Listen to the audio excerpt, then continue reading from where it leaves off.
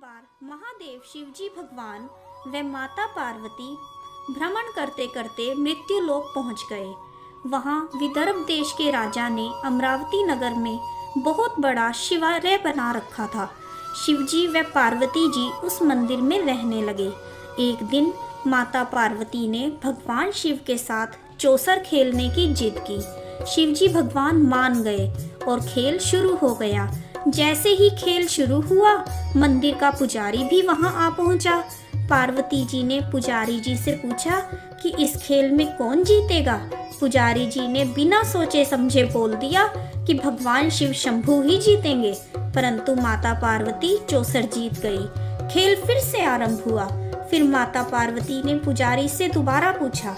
उसने फिर से भगवान शिव का ही नाम लिया। इस पर माता पार्वती को बहुत ही क्रोध आ गया और उन्होंने पुजारी को कोढ़ी होने का शाप दे दिया। पुजारी कोढ़ी होने के कारण बहुत से दुख झेलने लगा। नगर के स्त्री पुरुष भी उससे दूर रहने लगे। उसे मंदिर से निकाल दिया गया। फिर वह पुजारी मंदिर के बाहर भिक्षा मांगने लगा। कुछ समय बाद स्वर्ग से अप्सराएं महादेव की पूजा करने के लिए उसी मंदिर में पहुंची। पुजारी की ऐसी दशा देखकर अप्सराओं को दया आ गई और उन्होंने पुजारी को 16 सोमवार का व्रत करने की सलाह दी। पुजारी ने अप्सराओं से कहा, ये कैसा व्रत है? मुझे तो इस व्रत की विधि भी नहीं पता। तो अप्सराओं ने कहा कि सोमवार को सूर्योदय से पहले नहा धोकर साफ कपड़े पहनो और फिर आधा सेर गेहूं के आटे को शुद्ध देसी घी में भूनकर प्रसाद बनाओ। उस प्रसाद को 3 भागों में बांट दो। फिर घी का दीपक जलाकर गुड़, चंदन, अक्षत, नैवेद्य, बिलपत्र, फूल, जनेऊ का जोड़ा लेकर प्रदोष काल में भगवान शिव की आराधना करो। पूजा के पश्चात प्रसाद का एक भाग भगवान शिव के चरणों में अर्पित करो और दूसरा भाग स्वयं ग्रहण करो और तीसरा भाग वहां उपस्थित भक्तजनों में बांट दो। इस तरह 16 सोमवार का विधिवत व्रत करने के बाद 17वें सोमवार को पाव भर गेहूं के आटे की बाटी बनाना और उसमें घी, गुड़, शक्कर मिलाकर उनका चूरमा बना लेना। फिर उस चूरमे को भगवान शिव का भोग लगाकर उपस्थित भक्तजनों में बांट देना। इस प्रकार 17वें सोमवार को भगवान शिव का उद्यापन करने से सभी मनोकामनाएं पूर्ण हो जाती हैं और भगवान शिव की कृपा हम सब पर बनी रहती है। ऐसा कहकर अप्सराएं स्वर्ग लोक के लिए वापस चली गई और पुजारी ने विधिवत 16 सोमवारों का व्रत किया और 17वें सोमवार को उद्यापन किया। भगवान शंकर की कृपा से पुजारी का कोढ़ दूर हो गया और वह सुखमय जीवन व्यतीत करने लगा। कुछ समय बाद भगवान शिव तथा माता पार्वती भी उसी मंदिर में फिर से पधारे। माता पार्वती पुजारी को कोढ़ मुक्त देखकर आश्चर्यचकित रह गई। माता पार्वती के पूछने पर पुजारी ने 16 सोमवार व्रत के बारे में बताया। पार्वती जी भी व्रत के बारे में सुनकर बहुत प्रसन्न हुई। उन्होंने पुजारी जी से विधि पूछी और पुजारी से विधि पूछने पर खुद भी 16 सोमवार का व्रत आरंभ किया। व्रत के प्रभाव से कार्तिकेय भगवान के हृदय में परिवर्तन हो गया और वह माता पार्वती के पास आ गए। अब माता पार्वती बहुत प्रसन्न हो गई। एक दिन कार्तिकेय ने आश्चर्य भाव से माता पार्वती से पूछा, हे माते, मेरे हृदय परिवर्तन का क्या कारण है? कि आपने ऐसा क्या उपाय किया कि मेरा सारा क्रोध नष्ट हो गया और मैं वापस लौट आया? इस पर माता पार्वती ने कार्तिकेय को 16 सोमवार के व्रत की महिमा का वर्णन किया। कार्तिकेय अपने ब्राह्मण मित्र के परदेश जाने से बहुत दुखी थे। अपने मित्र से मिलने की कामना को अपने मन में रखकर उन्होंने भी 16 सोमवार का व्रत किया। व्रत के प्रभाव से उनका मित्र वापस लौट आया, जिस मित्र का नाम ब्रह्मदत्त था। ब्रह्मदत्त ने कार्तिकेय से कहा, हे मित्र, तुमने ऐसा कौन सा उपाय किया है कि मेरे हृदय में तुम्हारा स्मरण आते ही मैं वापस आ गया? कार्तिकेय ने अपने मित्र को 16 सोमवार का व्रत करने की विधिवत कथा सुनाई। तब ब्राह्मण ने व्रत के बारे में जानकर प्रसन्न होकर व्रत शुरू किया। व्रत के पश्चात ब्रह्मदत्त भी विदेश भ्रमण पर दोबारा निकला और वहां एक नगर के राजा की बेटी का स्वयंवर हो रहा था। राजा ने प्रतिज्ञा की थी कि मेरी हथिनी जिसके गले में माला डालेगी उसी व्यक्ति से मेरी पुत्री का विवाह होगा। ब्राह्मण भी यह सब देखने के विचार से महल में चला गया। वहाँ अनेक राज्यों से राजकुमार आए हुए थे। तभी एक सुसज्जित हथिनी एक दुल्हन की भांति सजी हुई सूंड में माला लिए वहां पहुंच गई और उसने माला ब्राह्मण के गले में डाल दी।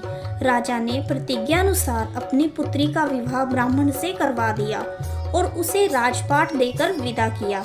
एक दिन ब्राह्मण की पत्नी ने उससे पूछा, हे प्राणनाथ, आपने कौन सा ऐसा पुण्य कर्म किया है जिससे आपको ये राजपाट, वैभव सबकी प्राप्ति हुई? ब्राह्मण ने अपनी पत्नी को 16 सोमवार के व्रत की महिमा बताई। तब उसकी पत्नी ने भी 16 सोमवार का व्रत किया। व्रत के प्रभाव से राजकुमारी ने एक सुंदर, सुशील व स्वस्थ पुत्र को जन्म दिया।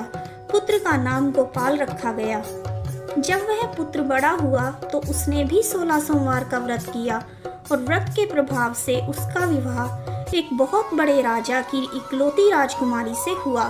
कुछ वर्षों के पश्चात राजकुमारी के पिता की मृत्यु हो गई। फिर गोपाल को उस नगर का राजा घोषित कर गया।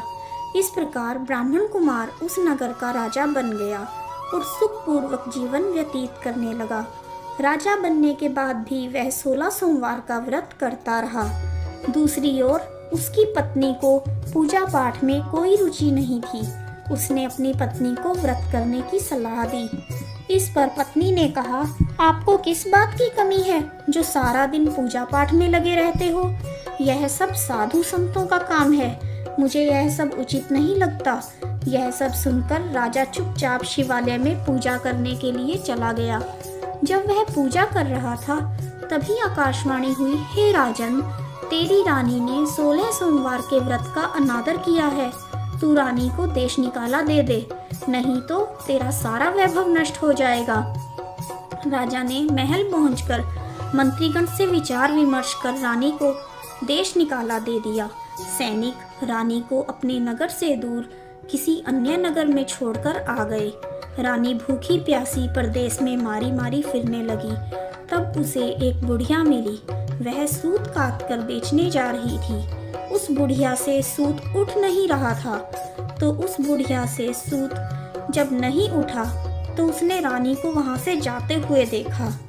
तो रानी से कहा, यदि तू मेरा सूत नगर के बाजार तक पहुंचा देगी तो मैं तुझे कुछ पैसे दे दूंगी। रानी ने बात मान ली और सूत उठाने लगी। जैसे ही रानी ने सूत की गठड़ी उठाई, एक जोर की आंधी चल पड़ी और गठड़ी खुल गई। गठड़ी में रखा हुआ सारा सूत धूल मिट्टी के साथ हवा में उड़ गया। बुढ़िया ने रानी को वहां से भगा दिया। तब चलते चलते रानी एक तेली के घर पहुंची। तेली ने दया कर रानी को घर में रहने दिया। तभी शिवजी भगवान के प्रकोप से तेली के तेल के भरे हुए मटके एक एक कर फूटने लगे। तब तेली ने गुस्से में रानी को घर से भगा दिया। भूखी प्यासी रानी वहां से आगे की ओर चल पड़ी। रानी ने नदी पर जल पीने के लिए जैसे ही नदी को छुआ तो जल सूख गया। वह अपने भाग्य को कोसने लगी और रोने चिल्लाने लगी। रोते रोते वह जंगल में पहुंच गई। वहां साफ पानी के तालाब को देखकर उसकी प्यास और तेज हो गई और वो पानी पीने के लिए तालाब के पास गई। जैसे ही वह तालाब की सीढ़ियां उतरने लगी तभी पानी में सैकड़ों कीड़े उत्पन्न हो गए। रानी ने वही पानी पीकर अपनी प्यास बुझाई और रोती हुई आगे चल पड़ी। चलते चलते वह थक कर एक पेड़ के नीचे बैठ गई। वह जिस भी पेड़ के नीचे बैठती वह पेड़ सूख जाता और उसके पत्ते झड़ जाते।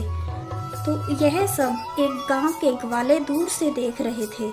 उन्होंने मंदिर के पुजारी को जाकर यह बात बताई तो पुजारी जी ग्वालों के साथ वन में गए। रानी को देखते ही पुजारी जी समझ गए कि यह बड़े घर की कुपित नारी है। वह रानी को मंदिर में ले आए। रानी उस मंदिर में रहने लगी। जब वह खाना बनाती तो खाना खराब हो जाता, आटा गूंथती तो आटे में कीड़े पड़ जाते, सब्जी जल जाती थी। पुजारी जी भी रानी के इस दुर्भाग्य से परेशान हो गए। तब चिंतित होकर उन्होंने रानी से पूछा, हे पुत्री, आपसे अवश्य ही कोई भूल हुई है जिस कारण भगवान तुमसे नाराज हैं। पुजारी की बात सुनकर रानी ने पति के आदेश पर मंदिर में जाकर शिव पूजा ना करने की बात बताई। पुजारी जी सब समझ गए। उन्होंने रानी से कहा, बेटा तुम चिंता मत करो, कल सोमवार है, तुम कल से ही 16 सोमवार का व्रत आरंभ करो। रानी प्रति सोमवार विधि पूर्वक व्रत करने लगी। जब रानी ने 17वें सोमवार को उद्यापन किया तो वहाँ राजा को रानी की याद आने लगी। राजा ने सैनिकों को रानी का पता लगाने के लिए भेज दिया। रानी को ढूंढते ढूंढते सैनिक मंदिर में पहुंच गए। उन्होंने रानी को साथ चलने के लिए कहा तो पुजारी जी ने सैनिकों को वापस भेज दिया। सैनिकों ने वापस लौटकर राजा को सारी बात बताई। राजा स्वयं उस मंदिर के पुजारी के पास पहुंचे और रानी को महल से निकालने के लिए पुजारी जी से क्षमा मांगी। पुजारी जी ने राजा से कहा कि यह सब शिव भगवान के कोप के कारण हुआ है। यह कहकर पुजारी जी ने राजा रानी को विदा किया। राजा रानी महल पहुंचकर खुशी खुशी जीवन व्यतीत करने लगे और जब तक जीवित रहे तब तक 16 सोमवार का व्रत करते रहे। इस प्रकार जो भी व्यक्ति 16 सोमवार का व्रत करता है, कथा सुनता है या पढ़ता है, उसकी सब मनोकामनाएं पूर्ण होती हैं और वो निरोगी काया और सुखी जीवन व्यतीत करते हैं। अंत में मोक्ष को भी प्राप्त करते हैं। ओम नमः शिवाय। ओम नमः शिवाय।